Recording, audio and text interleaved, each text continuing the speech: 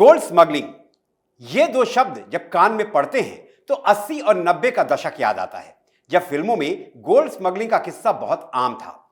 Film दीवार में डाबर सेठ का डॉक पर उतरने वाला सोना विजय का किरदार निभा रहे अमिताभ बच्चन डाबर सेठ तक पहुंचाते हैं। फिल्म अमर अकबर एंथनी में विलेन जीवन की सोने की स्मगलिंग।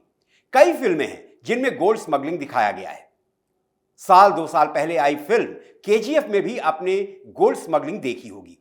रियल लाइफ से अलग रियल लाइफ में 2 दिन पहले कन्नड़ फिल्मों की एक हीरोइन गोल्ड स्मगलिंग करते रंगे हाथ पकड़ी गई। नमस्कार, मैं हूं दीप सिंह परिहार और आप देख रहे हैं कैपिटल टीवी पर अपना पसंदीदा शो एक्स-रे। स्क्रीन पर आप जो ये तस्वीर देख रहे हैं वो कन्नड़ फिल्मों की अभिनेत्री रान्या राव है। 4 मार्च तक रान्या की पहचान एक फिल्मी हीरोइन की थी, लेकिन अब यह पहचान गोल्ड स्मगलर की हो चुकी है। दरअसल 4 मार्च को रान्या राव को बेंगलुरु एयरपोर्ट पर डीआरआई यानी डायरेक्टरेट ऑफ रेवेन्यू इंटेलिजेंस ने गिरफ्तार कर लिया। गिरफ्तारी की वजह 14 किलो 200 ग्राम गोल्ड है। यह गोल्ड रान्या दुबई से अवैध रूप से लेकर आई थी। रान्या को 14 दिन की पुलिस हिरासत में भेज दिया गया है। और हां, एक बात जो मैंने आपको नहीं बताई वो ये कि कर्नाटक राज्य पुलिस आवास निगम के डीजीपी यानी पुलिस महानिदेशक रामचंद्र राव रान्या राव के पापा हैं। रान्या राव की गोल्ड स्मगलिंग की कहानी बेहद दिलचस्प है। यह कहानी आपको जानना चाहिए। फिल्मी हीरोइन रान्या पूरे फिल्मी अंदाज में सोने की तस्करी करती थी। रान्या तस्करी के लिए 1 साल में 30 बार दुबई गई और पिछले 15 दिन में उसने दुबई के 4 चक्कर लगाए। रान्या के ये चक्कर गोल्ड की तस्करी और अवैध रूप से पैसे कमाने के चक्कर में लगाए गए। होता यूं था कि रान्या को 1 किलोग्राम गोल्ड स्मगलिंग के लिए 1 लाख रुपए मिलते थे। जब वो पकड़ी गई तब उसके पास 14 किलो से ज्यादा गोल्ड था। इसका मतलब यह हुआ कि वो दुबई के एक ट्रिप में करीब 15 लाख रुपए कमा लेती थी। रान्या के दुबई वाले चक्करों में डीआरआई को संदेह हुआ। डीआरआई ने रान्या पर नजर रखनी शुरू की। क्योंकि रान्या के पापा पुलिस के बड़े ऑफिसर हैं, तो रान्या करती यह थी कि वो स्पेशल प्रोटोकॉल से मदद लेती थी। डीजीपी पापा के ऊंचे ओहदे का फायदा उठाती थी। एयरपोर्ट पर एक प्रोटोकॉल ऑफिसर को वो खुद को रिसीव करने के लिए बुलाती थी, जो उसे बिना किसी जांच के बाहर ले जाता था। और तो और रान्या चेकिंग से बचने के लिए सरकारी गाड़ी का भी इस्तेमाल करती थी। डीआरआई ने उसके 15 दिन में दुबई के 4 चक्करों में एक बात और गौर की, वो ये कि रान्या दुबई से लौटने के वक्त एक खास तरह की ही ड्रेस पहनती थी, जिसमें एक मॉडिफाइड जैकेट और एक प्रकार की विशेष बेल्ट शामिल थी। डीआरआई का संदेह पुख्ता हो गया तो अब की बार 4 मार्च को डीआरआई ने रान्या राव को रोक ही लिया। रान्या ने डीजीपी पापा की धौंस तो दिखाई, लेकिन उसकी एक न चली। डीआरआई ने रान्या की गहन तलाशी ली तो मॉडिफाइड जैकेट और खास तरह की बेल्ट से 14.2 किलोग्राम गोल्ड बाहर आ गया। रान्या राव को गोल्ड स्मगलिंग के चार्ज में बेंगलुरु इंटरनेशनल एयरपोर्ट से गिरफ्तार कर लिया। इसके बाद डीआरआई ने गोल्ड स्मगलर रान्या राव की स्मगलिंग की खुदाई शुरू कर दी। रान्या का बेंगलुरु के लॉवेल रोड पर एक आलीशान अपार्टमेंट है। डीआरआई ने वहां दबिश दी तो अपार्टमेंट से लगभग 2 करोड़ रुपए की डिजाइनर गोल्ड ज्वेलरी और 2 करोड़ 7 लाख रुपए कैश बरामद हुआ। कुल मिलाकर डीआरआई ने रान्या राव के पास से 17 करोड़ 3 लाख रुपए जब्त किए। रान्या राव की गिरफ्तारी के बाद देश भर में हड़कंप मच गया। एक डीजीपी की बेटी गोल्ड स्मगलिंग करते हुए रंगे हाथ पकड़ी गई। गिरफ्तारी हुई, जांच शुरू हुई, पूछताछ की गई तो रान्या राव ने एक बड़ा चौंकाने वाला खुलासा किया। रान्या राव ने कहा कि उसे गोल्ड स्मगलिंग के लिए ब्लैकमेल किया जाता था। यानी संभव है कि रान्या राव से आगे की पूछताछ में कुछ बड़े नाम सामने आ सकते हैं। वो नाम पुलिस अधिकारियों के हो सकते हैं, वो नाम नेताओं के हो सकते हैं, वो नाम अभिनेताओं के भी हो सकते हैं। सवाल यह है कि आखिर दुबई से ही सोने की स्मगलिंग का चक्कर क्या है? तो जवाब ये कि दुबई में 24 कैरेट सोना 7,929 रुपए 85 पैसे प्रति ग्राम है, जबकि भारत में 8,764 रुपए प्रति ग्राम। यानी कि दुबई से भारत में 834 रुपया 15 पैसे गोल्ड महंगा है। यानी कीमत में करीब 10% का फासला है। भारत में मेकिंग चार्ज 8 से 25% तक होता है, जबकि दुबई में यह चार्ज 5 से 8% है। लिहाजा दुबई से खरीदी गई ज्वेलरी करीब करीब 18 से 20% तक सस्ती होती है। बहुत से लोग एक सवाल और पूछ रहे हैं। सवाल यह कि क्या दुबई से लीगल तरीके से गोल्ड नहीं लाया जा सकता? जवाब है बिल्कुल लाया जा सकता है, लेकिन कुछ नियम हैं।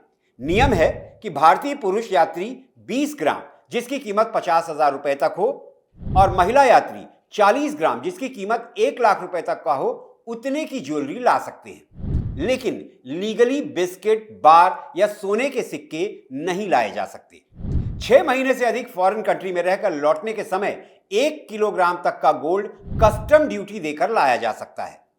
20 से 50 ग्राम गोल्ड के लिए 3%, 50 से 100 ग्राम गोल्ड के लिए 6% और 100 ग्राम से अधिक गोल्ड के लिए 12.5% की कस्टम ड्यूटी चुकाकर लाया जा सकता है।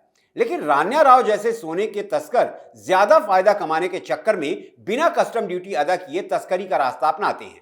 गोल्ड स्मगलिंग का हिसाब किताब देखें तो वर्ष 2023-24 में कस्टम ने करीब 4,869 किलोग्राम और राजस्व खुफिया निदेशालय ने 1,319 किलोग्राम गोल्ड जब्त किया था। डीजीपी पापा के पावर पर गोल्ड स्मगलिंग करने वाली रान्या राव से पापा रामचंद्र ने किनारा कर लिया है। गोल्ड स्मगलिंग के आरोप में गिरफ्तार बेटी रान्या राव पर डीजीपी रामचंद्र राव ने अपनी चुप्पी तोड़ी। उन्होंने कहा कि रान्या की गोल्ड स्मगलिंग से उनका कोई लेना देना नहीं है, कानून अपना काम करेगा। मेरे करियर पर न कोई काला धब्बा है और न मैं लगने दूंगा। डीजीपी रामचंद्र राव ने आगे कहा, जब मीडिया के माध्यम से ऐसी घटना मेरे संज्ञान में आई तो मैं भी हैरान और हताश हो गया। मुझे इनमें से किसी भी चीज के बारे में पता नहीं था। किसी भी अन्य पिता की तरह मैं भी हैरान और परेशान था। वो हमारे साथ नहीं रह रही है, वो अपने पति के साथ अलग रह रही है। कुछ पारिवारिक मुद्दों के कारण उनके बीच कुछ समस्या है। रान्या राव बड़ी मुश्किल में है, लेकिन ऐसा नहीं है कि ये पहली ऐसी एक्टर या तथाकथित वीआईपी हैं जिन पर ऐसा आरोप लगा है। शाइनी आहूजा बॉलीवुड अभिनेता थे। शाइनी आहूजा को 2009 में मुंबई एयरपोर्ट पर गोल्ड और विदेशी मुद्रा डिक्लेयर न करने की वजह से गिरफ्तार किया गया था। बाद में उन्हें जुर्माना भरने के बाद रिहा कर दिया गया। मंदाकिनी 1980 के दशक की बॉलीवुड अभिनेत्री थी। मंदाकिनी को 2011 में मुंबई एयरपोर्ट पर विदेशी मुद्रा डिक्लेयर न करने के आरोप में गिरफ्तार किया गया था। उन्हें भी जुर्माना भरने के बाद छोड़ दिया गया। बिपाशा बासु 2011 में अभिनेत्री बिपाशा बासु को मुंबई एयरपोर्ट पर लंदन से आते समय रोका गया था। कस्टम अधिकारियों ने उनके बैग में फुटवियर, डिजाइनर चश्मे और हैंडबैग बरामद किए थे, जिनको उन्होंने डिक्लेयर नहीं किया था। बिपाशा पर 6 लाख रुपए के सामान को न घोषित करने के लिए 12,000 रुपए का जुर्माना लगाया गया था। मीका सिंह 2013 में मशहूर गायक मीका सिंह को मुंबई एयरपोर्ट पर बैंकॉक से आते समय रोका गया था। कस्टम अधिकारियों ने उनके सामान में शराब की बोतलें, चश्मे और इत्र जैसे सामान पाए, जिन्हें उन्होंने डिक्लेयर नहीं किया था। मीका को कस्टम एयर इंटेलिजेंस यूनिट ने पकड़ा था। जुर्माना भरने के बाद उन्हें भी रिहा कर दिया गया था। प्रीति जिंटा बॉलीवुड अभिनेत्री प्रीति जिंटा से 2016 में मुंबई एयरपोर्ट पर अनडिक्लेयर्ड गोल्ड ज्वेलरी लेकर आते समय पूछताछ की गई। हालांकि उन्हें गिरफ्तार नहीं किया गया और जुर्माना भरने के बाद मामला सुलझ गया। सोनाली फोगाट 2022 में अभिनेत्री को गोवा के डाबोलिम एयरपोर्ट पर 2.5 करोड़ कीमत के गोल्ड बिना प्रॉपर पेपर्स के लाते हुए पकड़ा गया था। यह सोना भारत में तस्करी के लिए लाया जा रहा था। सोनाली ने दुबई से यात्रा की थी और सोने के गहने सामान में छिपाकर स्मगल कर रही थी। आखिर क्या वजह है कि भारत में गोल्ड स्मगलिंग इतनी तेजी से बढ़ रही है? दरअसल भारत में सोने की कीमत कम होने के बजाय बढ़ती जा रही है।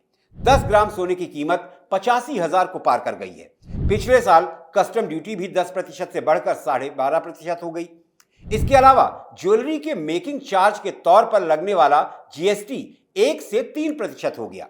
इसके उलट 90 के दशक में ऐसा नहीं था। आर्थिक सुधारों से पहले सोने की तस्करी चरम पर थी। आर्थिक सुधार के बाद कस्टम ड्यूटी को महज 1% कर दिया गया, जिससे सोने की तस्करी लगभग खत्म हो गई।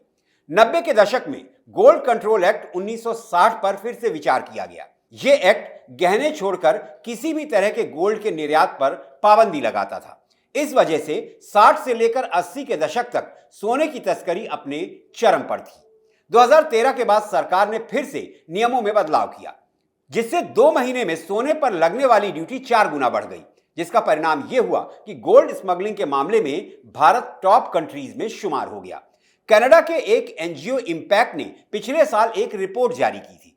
इस रिपोर्ट के अनुसार भारत में 20,000 टन सोना निजी भंडार में है। जिसमें भारतीय नागरिकों से लेकर मंदिर तक का गोल्ड शामिल है। अगर चीन, अमेरिका और यूरोजोन के सरकारी सोने के भंडार को एक साथ मिला दिया जाए तो भी भारत के बराबर का गोल्ड रिजर्व नहीं होगा। आधिकारिक तौर पर भारत हर साल 800 से 900 टन गोल्ड आयात करता है, जबकि भारत में सोने की खपत करीब 1000 टन वार्षिक है, जिसका मतलब यह हुआ कि हर साल भारत में 150 से 200 टन सोने की तस्करी होती है। वर्ल्ड गोल्ड काउंसिल के अनुमान के मुताबिक देश में होने वाली तस्करी का महज 2% गोल्ड ही कस्टम अधिकारी जब्त कर पाते हैं।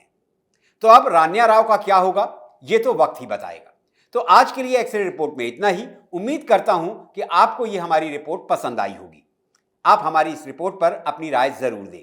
आप हमें सुझाव दें कि किस मुद्दे पर आप एक्सरे रिपोर्ट देखना चाहते हैं। आपके सुझाव पर हम एक्सरे रिपोर्ट आपके साथ लेकर आएंगे। और हाँ, प्लीज कैपिटल टीवी को जरूर सब्सक्राइब करें, वीडियो को लाइक करें और कमेंट करना न भूलें। अब मुझे दीजिए इजाजत। आप स्वस्थ रहें, सुरक्षित रहें और सदा मुस्कुराते रहें। जय हिंद, जय भारत।